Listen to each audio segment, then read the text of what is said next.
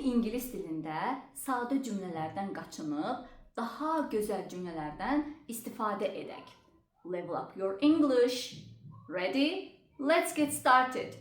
So, firstly, I don't have money yerinə I am broke. Yəni, pulsuzam, pulum yoxdur. I don't have much time əvəzinə I am short on time. Yəni, vaxtım yoxdur.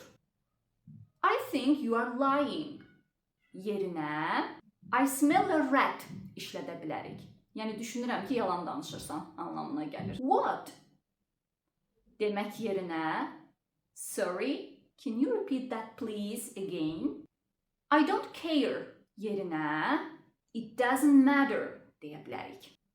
Shut up yerinə lower your voice deyə bilərik. You are wrong yerinə I'm not sure that's correct deyə bilərik. Yəni sən səhvsən. Mən yorğunam. I am tired. Bunun yerinə I am a bit exhausted işlədə bilərik.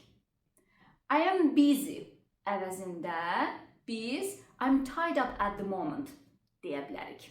This is bad. Bu pisdir. Bunun əvəzində biz this could be improved desək daha yaxşı çıxar. Wait, yəni gözlə əvəzinə just a moment please demək daha yaxşıdır. Bəs siz bu sözlərdən ən çox hansını istifadə edirsiniz?